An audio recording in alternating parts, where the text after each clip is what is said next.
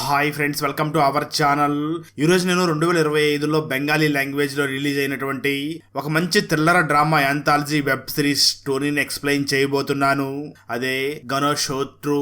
ఈ web series ని నిజంగా జరిగినటువంటి సంఘటనల్ని బేస్ చేసుకుని తీయడం జరిగింది. ఇక టైం వేస్ట్ చేయకుండా స్టోరీలోకి వెళ్ళిపోదాం. Now let's start our video.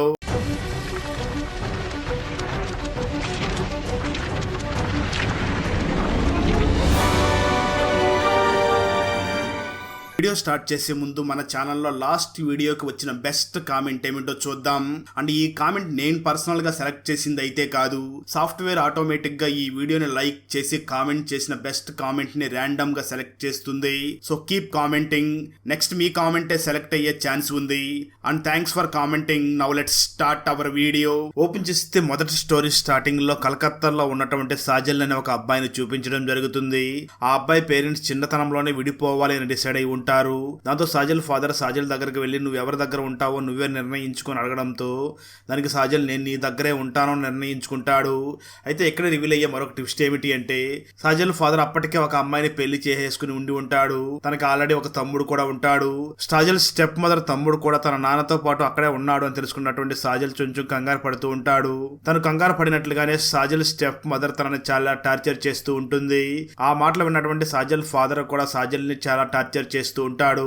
అయితే ఈ సాజల్ మాత్రం తన నాన్న తనని కొట్టిన ప్రతిసారి కూడా తప్పుల్ని లెక్క పెట్టుకుంటూ ఉంటాడు. అంటే సాజల్, మా నాన్నకి నేను 1000 అవకాశాలు ఇస్తున్నాను, తను ఎప్పుడైతే నన్ను 1000 సార్లు అనవసరంగా కొడతాడో అప్పుడు ఖచ్చితంగా మా నాన్నకి ఒక గుణపాఠం నేర్పించాలి అనుకుంటూ తన నాన్న తనని కొట్టిన ప్రతిసారి కూడా మౌనంగా భరిస్తూ ఆ తప్పులన్నింటినీ కూడా లెక్క పెట్టుకుంటూ ఉంటాడు. ఆఖరికి సాజల్ ఇంట్లో ఉన్నటువంటి తన స్టెప్ బ్రదర్ అయినటువంటి కాజల్ కూడా సాజల్ ని టార్చర్ పెడుతూ సాజల్ ని చీటికి మాటి కొడుతూనే ఉంటాడు. అలా సాజల్ కి చెప్పుకోవడానికి ఒక ఫ్యామిలీ అయితే ఉంటుంది, కానీ తను మాత్రం చాలా టార్చర్ ని అనుభవిస్తూ ఇంటికి వెళ్ళడానికి కూడా చాలా ఇబ్బంది పడుతూ ఉంటాడు. అందుకే సాజల్ ఇంటికి వెళ్ళడానికంటే కూడా తనకు ఉన్నటువంటి బెస్ట్ ఫ్రెండ్స్ దగ్గరికి వెళ్ళి తన బాధలన్నింటినీ కూడా తన బెస్ట్ ఫ్రెండ్స్ కి చెప్పుకుంటూ ఉంటాడు. దాంతో సాజల్ బెస్ట్ ఫ్రెండ్స్ సాజల్ ని ఓదార్చుతూ ఉంటారు. వచ్చేస్తే ఒక రోజు సాజల్ ఫాదర్ సాజల్ ని నువ్వు డబ్బులు తీసావని కొడుతూ ఉంటాడు. నిజానికి సాజల్ కి అసలు ఆ డబ్బుల గురించి ఏం తెలిసి ఉండదు. ఇదే విషయం తన ఫాదర్ కి నచ్చజెప్పే ప్రయత్నం చేస్తూ ఉంటాడు, కానీ తన ఫాదర్ మాత్రం అసలు పట్టించుకోకుండా ఆ సాజల్ ని కొడుతూ ఉంటాడు. అప్పుడే సాజల్ ని తన ఫాదర్ 1000సారి కూడా కొట్టడం జరుగుతుంది. దాంతో సాజల్ మా నాన్నకి గుణపాఠం చెప్పే సమయం వచ్చింది అని డిసైడ్ అవుతాడు. కట్ చేస్తే ఆ రోజు రాత్రి సాజల్ తన అమ్మతో పాటు టీవీ చూస్తూ ఉండగా ఇంతలో కొంతమంది గుండాలు ఇంటి లోపలికి ప్రవేశించి ఇంట్లో ఉన్నటువంటి సాజల్ కుటుంబ సభ్యులందరినీ కూడా చాలా తీవ్రంగా కొట్టి వాళ్ళందరినీ కూడా చంపేసి సాజల్ ని కూడా చాలా తీవ్రంగా గాయపరిచి అక్కడి నుంచి తప్పించుకుని వెళ్లిపోతారు. ఆ తర్వాత రోజు మార్నింగ్ పోలీసులు అక్కడికి వచ్చి సాజల్ కుటుంబ సభ్యులు మొత్తం చనిపోయి ఉండడంతో వాళ్ళు చాలా కంగారు పడతారు. పోలీసులు వెంటనే వాళ్ళ విచారణని మొదలు పెట్టగా వాళ్ళకి మొదటగా ఆ సాజల్ మీదనే డౌట్ వస్తుంది. దాంతో పోలీసులు వెంటనే సాజల్ ని పిలిచి ఎంక్వైరీ చేయగా సాజల్ పోలీసు వాళ్ళని చూసి మాట్లాడుతూ నేను మా అమ్మ కలిసి టీవీ చూస్తున్నాం, అప్పుడే 8 మంది మా ఇంట్లోకి ఎంటర్ అయ్యి మా అమ్మ గొంతు మీద కత్తి పెట్టారు. అది చూసినటువంటి మా నాన్న మరియు మా బ్రదర్ అక్కడికి వచ్చి వాళ్ళని తిడుతూ ఉండడంతో ఆ గ్యాంగ్ వెంటనే మా బ్రదర్ ని మరియు మా నాన్నని కూడా పట్టుకున్నారు. ఆ సమయంలో వాళ్ళు ఆ గుండాల్ని బాగా తిడుతూ ఉండడంతో మా బ్రదర్ ని మరియు మా నాన్నని చంపేసి ఆ తర్వాత మా అమ్మను కూడా చంపి నన్ను చాలా తీవ్రంగా కొట్టి అక్కడి నుంచి వెళ్లిపోయారు అని పోలీసులకు చెప్తాడు. ఈ మాటలు విన్నటువంటి పోలీసులకి సాజల్ నిజమే చెప్తున్నాడు అని అనిపిస్తూ ఉంటుంది. కానీ ఆ తర్వాత పోలీసులు ఎంక్వైరీ చేస్తూ ఉండగా పోలీసులకి ఆ సాజల్ మీదనే డౌట్ వస్తుంది. దాంతో వాళ్ళు మళ్ళీ సాజల్ ని పిలిపించి ఎంక్వైరీ చేయగా ఈసారి సాజల్ ఏమీ మాట్లాడకుండా సైలెంట్ గా ఉంటాడు. ఆ తర్వాత మళ్ళీ పోలీసుల్ని చూసి మా ఇంటికి 7 మంది వచ్చారు అని చెప్తూ ఉంటాడు. అక్కడ ఉన్నటువంటి ఒక పోలీస్ ఆఫీసర్ మాట్లాడుతూ అదేంటి ఇంతకు ముందు వచ్చినప్పుడు 8 మంది అని చెప్పావు, ఇప్పుడు 7 ఎలా అయ్యారు అని అడుగుతూ ఉంటాడు. దాంతో ఆ సాజల్ తడబడుతూ ఎంతమందో సరిగ్గా గుర్తులేదు, కానీ మా నాన్న మరియు మా తమ్ముడు ఆ రోజు రాత్రి 8:30 గంటలకి ఇంటికి వచ్చారు అని చెప్తూ ఉంటాడు. అయితే పోలీసులు సీసీటీవీ ఫుటేజ్ చెక్ చేయగా సాజల్ ఫాదర్ ఆ రోజు రాత్రి 9:30 గంటలకి తన షాప్ ని కట్టేసి ఇంటికి వచ్చినట్లుగా రికార్డ్ అయి ఉంటుంది. దాంతో పోలీసులు ఈ సాజల్ అబద్ధం చెప్తున్నాడు అని కన్ఫర్మ్ చేసుకుని సాజల్ ని కొట్టి తనని ఎంక్వైరీ చేయగా అప్పుడు సాజల్ జరిగిన నిజం చెప్పడం మొదలు పెడతాడు. సాజల్ ని తన నాన్న, అమ్మ అలాగే బ్రదర్ ముగ్గురు కూడా టార్చర్ పెడుతూ ఉండడంతో తన ఫ్రెండ్స్తో కలిసి తను ప్లాన్ చేసినట్లుగానే వాళ్ళందరినీ కూడా చంపించేసి తన మీద పోలీసులకి డౌట్ రాకుండా ఉండడం కోసం, తన ఫ్రెండ్స్ కి మాత్రం తన మీద ఎవరికి డౌట్ రాకుండా ఉండడం కోసం నాకు కూడా కొన్ని గాయాలు చెయ్యండి అని చెప్పి ఉంటాడు. ఆ విధంగా తను ప్లాన్ చేసిన విధంగానే మొత్తం కూడా చేసి ఉంటాడు. కానీ పోలీసులకి ఎక్కడ డౌట్ వచ్చి ఉంటుంది అంటే, సాజిల్ ఫ్రెండ్స్ సాజిల్ కుటుంబంలో ఉన్న అందరినీ చంపినప్పటికీ సాజిల్ మీద అక్కడక్కడ తోపులాట జరిగినట్లుగా కొన్ని ఆనవాళ్ళు అయితే ఉంటాయి. కానీ తీవ్రమైనటువంటి ఒక గాయం కూడా లేకుండా ఉండడంతో పోలీసులకి అక్కడ డౌట్ వచ్చి ఉంటుంది. అలా సాజిల్ జరిగింది మొత్తం కూడా పోలీసుల దగ్గర నిజం ఒప్పుకోవడంతో తనని శిక్షిస్తారు. ఆ తర్వాత సాజిల్ 2017లో రిలీజ్ అవుతాడు. కానీ ఆ తర్వాత సాజిల్ ఎక్కడికి వెళ్లిపోయాడు, తను ఇప్పుడు ఎక్కడ ఉన్నాడు అనే డీటెయిల్స్ ఎవరి దగ్గర కూడా లేకుండా ఉండి ఉంటాయి. అక్కడతో ఈ మొదటి స్టోరీ కంప్లీట్ అవుతుంది. రెండో స్టోరీ స్టార్టింగ్ లో వెస్ట్ బెంగాల్ లో ఉన్నటువంటి ఒక మారుమూల పల్లెటూరులో కాము అనే ఒక వ్యక్తి నివసిస్తూ ఉంటాడు. ఆ కాముకి పెళ్లి పిల్లలు కూడా ఉండి ఉంటారు. అయినప్పటికీ తన భార్య మాత్రం కాముని చాలా టార్చర్ చేస్తూ, నువ్వు పేరుకి మాత్రమే మగవాడివి, మగవాడు ప్రవర్తించినట్లుగా అసలు ప్రవర్తించడం లేదు అని చాలా తిడుతూ టార్చర్ చేస్తూ ఉంటుంది. ఎందుకంటే కాము ఫైనాన్షియల్ కండిషన్ అంత మంచిగా లేదు అని తన వైఫ్ తనని చాలా తీవ్రంగా తిడుతూ ఉండడంతో కాము కూడా చాలా బాధపడుతూ ఉంటాడు. అయితే కాము మాత్రం తన లక్ ని పరీక్షించుకోవాలి అని రెగ్యులర్ గా లాటరీ టికెట్స్ ని కొంటూ ఉంటాడు. కానీ ఇంతవరకు ఒక్క లాటరీ కూడా వచ్చి ఉండదు. అయినప్పటికీ ఆశతో మళ్ళీ ఒక లాటరీ టికెట్ ని కొనుక్కుని ఒక ప్లేస్ లో కూర్చుని బాధపడుతూ ఉంటాడు. ఎందుకు నా వైఫ్ ఎప్పుడూ కూడా నాతో గొడవ పడుతుంది అని ఆలోచిస్తూ ఉండగా ఇంతలో అక్కడికి ఒక వ్యక్తి వచ్చి ఆ కామును చూసి సిగరెట్ ఇవ్వా అని అడుగుతాడు. కాము తను తాగుతున్నటువంటి సిగరెట్ ని ఆ వ్యక్తికి ఇవ్వడంతో ఆ వ్యక్తి కామును చూసి, నువ్వు ఎందుకు అంతలా బాధపడుతున్నావు, నీ కోరికలన్నీ కూడా తీరుతాయి, నువ్వు రెడ్ కలర్ బట్టలు వేసుకో అని చెప్పి తను అక్కడి నుంచి వెళ్లిపోతాడు. దాంతో కాము వెంటనే రెడ్ కలర్ డ్రెస్ల మీద అట్రాక్ట్ అయ్యి ఆ తర్వాత రోజు ఒక రెడ్ కలర్ షర్ట్ వేసుకోగా ఆ సమయంలో కాముకి రెడ్ కలర్ డ్రెస్ వేసుకున్నటువంటి ఒక అమ్మాయి కనిపిస్తుంది. ఆ అమ్మాయి ఇంట్లో ఒంటరిగా ఉండడంతో కాము ఆ ఇంట్లోకి వెళ్లి అక్కడ కొన్ని వస్తువులు దొంగతనం చేసి అక్కడి నుంచి పారిపోతూ ఉంటాడు. అయితే అది గమనించినటువంటి ఆ అమ్మాయి వెంటనే ఆ కామును పట్టుకోవడంతో కాము వేరే దారి లేక ఆ అమ్మాయిని అక్కడే చంపేసి ఇంట్లో ఉన్న కొన్ని వస్తువులు తీసుకుని అక్కడి నుంచి పారిపోయి వాటిని అమ్మేస్తాడు. అలా వాటిని అమ్మేయడంతో తనకి కొంత డబ్బులు వస్తుంది. కాము మాత్రం ఈ వస్తువులు అమ్మడం వల్ల నాకు 25,000 రూపాయలు వచ్చింది, ఇది నాకు ఒక లాటరీ వచ్చినట్లే అనుకుంటూ నాకు నిజంగానే రెడ్ కలర్ లో ఒక లక్కీ కలర్ లాగా ఉంది అని అనుకుంటూ ఉంటాడు. అప్పటి నుంచి కూడా కాము రెడ్ కలర్ శారీ ధరించినటువంటి ఆ అమ్మాయిల్ని టార్గెట్ చేసి ఆ మహిళల్ని చంపేస్తూ ఉంటాడు. ఆ తర్వాత కాము ఒక బైక్ ని తన కోసం కొనుక్కుని దానికి కూడా రెడ్ కలర్ వేసి హెల్మెట్ తీసుకుని హెల్మెట్ కూడా రెడ్ కలరే ఉండేలాగా చూసుకుంటాడు. కాము సాధారణంగా మధ్యాహ్నం 2 గంటల నుంచి సాయంత్రం 4 గంటల లోపలే హత్యలు చేస్తూ ఉంటాడు. ఎందుకంటే ఆ సమయంలో ఇంట్లో ఆడవాళ్ళు మాత్రమే ఉంటారు, మగవాళ్ళందరూ కూడా జాబ్లకు వెళ్లి ఉంటారు అని. సరిగ్గా ఆ సమయంలో ఒంటరిగా రెడ్ కలర్ శారీ కట్టుకున్నటువంటి ఆ ఇంటి దగ్గరికి వెళ్లి వస్తువుల్ని దొంగతనం చేస్తూ ఉంటాడు. ఎవరైనా తనని పట్టుకుంటే మాత్రం మీటర్ రీడింగ్ చేయడం కోసం వచ్చాను అని చెప్తూ ఉంటాడు. అయితే అది నమ్మకుండా వాళ్ళు గొడవ చేస్తే మాత్రం వాళ్ళందరినీ కూడా చంపేస్తూ ఉంటాడు. నిజానికి కాము మొదట హత్య చేసినప్పుడు ఆ రెడ్ కలర్ శారీ కట్టుకున్నటువంటి ఆ మహిళల్ని కేవలం చంపేసి ఉంటాడు. కానీ తను రెండో హత్య చేసినప్పుడు మాత్రం నువ్వు పేరుకు మాత్రమే మగవాడివి, అసలు నువ్వు మగవాడివే కాదు అంటూ కాముని తన వైఫ్ తిట్టిన మాటల్ని కాము గుర్తు చేసుకుని తను రెండవ హత్య చేసినప్పటి నుంచి కూడా ఆ అమ్మాయిల్ని చంపిన తర్వాత వాళ్ళతో ఇంటిమేట్ అవుతూ తన వైఫ్ తిట్టిన మాటలు అబద్ధాలు, నేను నిజంగానే మగవాణ్ణి అని అక్కడ ప్రూవ్ చేసుకుంటూ ఉంటాడు. అప్పటి నుంచి కూడా ఒకదాని తర్వాత మరొక మర్డర్ జరుగుతూ ఉంటుంది.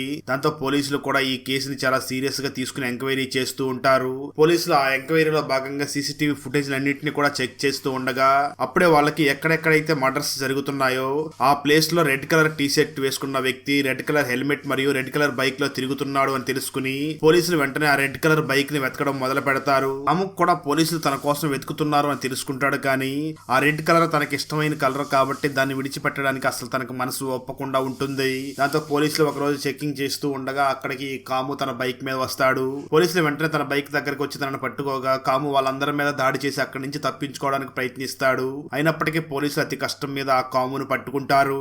ఆ తర్వాత కాము 9 మందికి పైగా మహిళల్ని హత్య చేశాడు అని తనకు ఉరిశిక్ష వేసి తనను చంపడం జరుగుతుంది. అక్కడతో రెండవ స్టోరీ కూడా పూర్తవుతుంది. మూడో స్టోరీ స్టార్టింగ్ లో ఏసియాలో మొట్టమొదటి లేడీ సీరియల్ కిల్లర్ అయినటువంటి ప్రోకియా గురించి చూపించడం జరుగుతుంది. తను కలకత్తాలోని మారుమూల గ్రామంలో నివసిస్తూ ఉండగా తనకు చిన్నతనంలోనే పెళ్లి జరిగి ఉంటుంది. కానీ తన హస్బెండ్ అప్పుడే చనిపోయి ఉంటాడు. ఆ తర్వాత ఒక వ్యక్తి ఆ ప్రోకియాని ప్రాస్టిట్యూషన్ చేసేటటువంటి ఒక గ్రూప్ దగ్గర వదిలేసి వెళ్లిపోతాడు. ఆ తర్వాత నెమ్మదిగా ప్రోకియా అక్కడ పరిస్థితులకు అలవాటు పడుతుంది. అక్కడికి వచ్చే కస్టమర్స్ అందరూ కూడా ఈ ప్రోకియా దగ్గర ఎక్కువ టైం ని స్పెండ్ చేస్తూ ఉంటారు. చాలా తక్కువ సమయంలోనే ఈ ప్రోకియా చాలా పెద్ద ఫేమస్ అయిపోతుంది. ఆ ప్రోకియా తర్వాత తన పేరుని త్రోయల్ గా మార్చుకుని ఆ దందా మాత్రం తనని నిర్వహిస్తూ ఉండడంతో తనకు చాలా డబ్బులు వస్తూ ఉంటాయి. ఎందుకంటే ఈ త్రోయల్ దగ్గరికి కాళీబాబు అనే వ్యక్తి చాలా మంది కస్టమర్స్ ని తీసుకుని వస్తూ ఉంటాడు.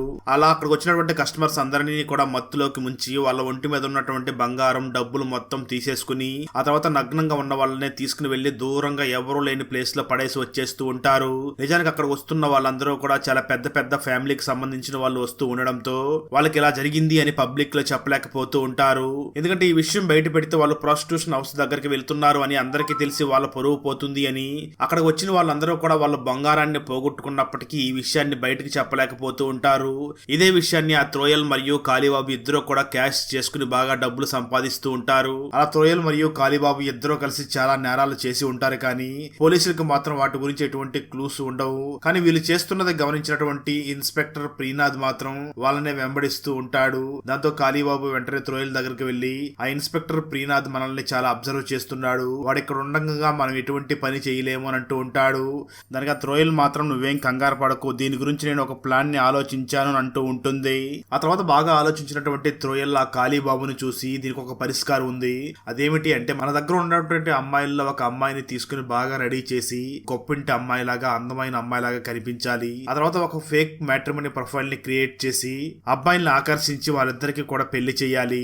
పెళ్లైన తర్వాత పెళ్లి కొడుకు దగ్గర ఉన్నటువంటి డబ్బులు మొత్తం తీసుకుని ఆ తర్వాత పెళ్లి కొడుకుని చంపేసి డబ్బు మొత్తం తీసుకుని ఇక్కడికి వచ్చేయాలి అని ఒక ప్లాన్ చేస్తారు. వాళ్ళు ప్లాన్ చేసినట్లుగానే త్రోయల్ మరియు కాళీబాబు వాళ్ళ దగ్గర ఉన్నటువంటి అమ్మాయిలకి మంచిగా రెడీ చేసి ఒక ఫేక్ మ్యాట్రిమోనీ ప్రొఫైల్ ని క్రియేట్ చేస్తూ ఉంటారు. ఆ తర్వాత వెంటనే ఈ అమ్మాయిల్ని చేసుకోవడానికి ఒక అబ్బాయిని కూడా ఒక మ్యాచ్ చేసి పెళ్లిని వెంటనే ఆ అబ్బాయిని చంపేసి ఆ అబ్బాయి ఆస్తిని కూడా ఇక్కడికి తీసుకుని వచ్చేస్తూ ఉంటారు. ఆ పని మొదలు పెట్టినప్పటి నుంచి కూడా వాళ్ళు చాలా ఎక్కువ డబ్బులు సంపాదిస్తూ ఉండడంతో బాగా పార్టీలు కూడా చేసుకుని ఎంజాయ్ చేస్తూ ఉంటారు. ఈ త్రోయల్ కాళీబాబు కొడుకైనటువంటి హరిని మాత్రం తన సొంత కొడుకుల్లాగా చూసుకుంటూ చాలా ప్రేమిస్తూ ఉంటుంది. మరోపక్క పోలీస్ ఇన్స్పెక్టర్ ప్రీనాథ్ కి సిటీలో ఈ మధ్య జరుగుతున్న పెళ్లిల్లో పెళ్లి కూతురు పెళ్లి కొడుకుని చంపేసి డబ్బులు బంగారం తీసుకుని వెళ్లిపోతుంది అన్న కేసులు చాలా ఎక్కువ వస్తూ ఉంటాయి. దాంతో ప్రీనాథ్ వెంటనే ఈ కేసు గురించి ఎంక్వైరీ చేస్తూ ఉండగా అప్పుడే ప్రీనాథ్ కి దీని వెనకాల కాళీబాబు ఉన్నాడు అని తెలుసుకుంటాడు. ఆ వెంటనే ఇన్స్పెక్టర్ ప్రీనాథ్ కాళీబాబు ఇంటి దగ్గరికి వెళ్లి ఆ ఇల్లు మొత్తం చెక్ చేయగా ఆ ఇంట్లో చాలా బంగారు ఆభరణాలు దొరుకుతాయి. అది చూసినటువంటి ఇన్స్పెక్టర్ కాళీబాబు ఇదంతా చేస్తున్నాడు అని కన్ఫర్మ్ చేసుకుంటాడు. అయితే ఇన్స్పెక్టర్ ప్రీనాథ్ కి మాత్రం ఈ కాళీబాబు వెనకాల ఖచ్చితంగా త్రోయల్ ఉంటుంది అని కాళీబాబుని చాలా తీవ్రంగా కొడుతూ నిజం చెప్పు, నీ వెనకాల ఎవరు ఉన్నారు అని అడుగుతూ ఉంటాడు.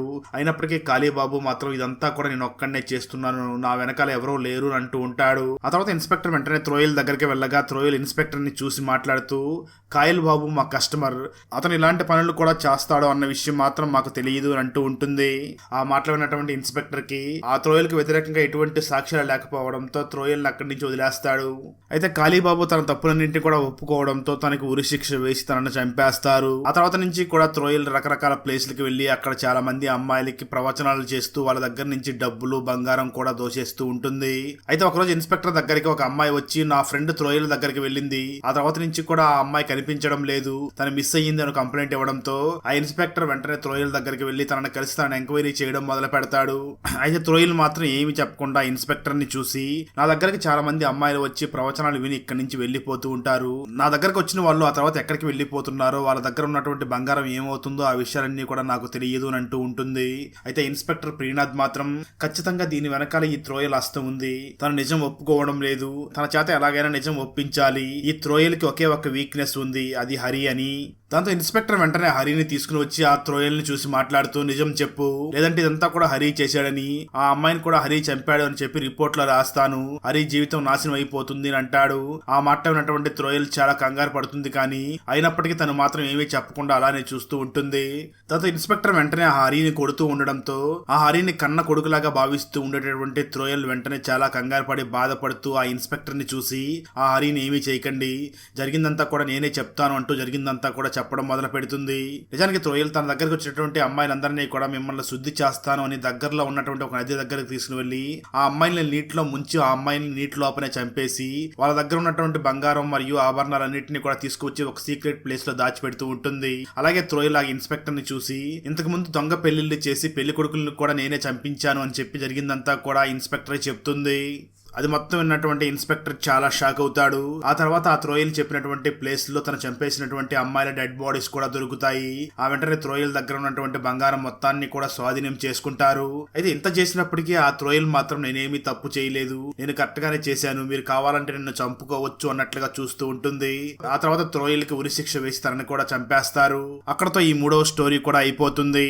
ఆ ఊర్లో అమ్మాయిలు మొదటిసారి మెచ్యూర్ అవ్వగానే ఎలా మాయమవుతున్నారు, మళ్ళీ 3 రోజుల తర్వాత తిరిగి ఆ ఊరికి ఎలా వస్తున్నారు, అసలు వాళ్ళు మాయమైనటువంటి ఆ 3 రోజుల్లో ఏం జరుగుతుంది, ఆ ఊర్లో ఉన్న అమ్మాయిలకి 13 సంవత్సరాలకి పీరియడ్స్ ఎందుకు ఆగిపోతున్నాయి, ఆ రాజు ఎందుకు తన వంశంలో పుడుతున్నటువంటి ఆడపిల్లల్ని బలిస్తున్నాడు, అసలు రక్త బీజ్ ఎవరు, అతనికి ఉన్న ప్రత్యేకమైన శక్తులేమిటి, అసలు ఆ రక్త బీజ్కి మరియు ఆ ఊరికి ఉన్న సంబంధం ఏమిటి, కాళీమాత కలలోకి వస్తే ఏం చెయ్యాలి, అదృశ్యమైన కూతురు శ్వేతాని తన అమ్మ అంబిక కాపాడుకోగలదా లేదా అన్నదే 2025వ సంవత్సరంలో హిందీ లాంగ్వేజ్ లో రిలీజ్ అయినటువంటి మా మూవీ స్టోరీ. ఈ హిందీ ఫుల్ మూవీ స్టోరీని తెలుగులో వినాలి అనుకుంటే ఈ వీడియో డిస్క్రిప్షన్ లో ఉన్న లింక్ ని క్లిక్ చేసి చూడండి. Thanks for watching friends. Next episode స్టోరీని పార్ట్ 2 కింద ఎక్స్ప్లెయిన్ చేసి ఆ వీడియోని అప్లోడ్ చేసిన వెంటనే ఆ వీడియో లింక్ ని ఈ వీడియో డిస్క్రిప్షన్ లో మరియు కామెంట్స్ లో ఇస్తాను, చూసేయండి. ఫ్రెండ్స్, వీడియో నచ్చినట్లయితే లైక్ చేసి ఒక చిన్న కామెంట్ చేస్తే మాకు నెక్స్ట్ వీడియో చేయడానికి ఎంకరేజింగ్ గా ఉంటుంది. అలాగే ఛానల్ ని సబ్స్క్రైబ్ చేసి పక్కనే ఉన్న బెల్ ఐకాన్ ని క్లిక్ చేసి సపోర్ట్ చేయండి. Thanks for watching. జై హింద్.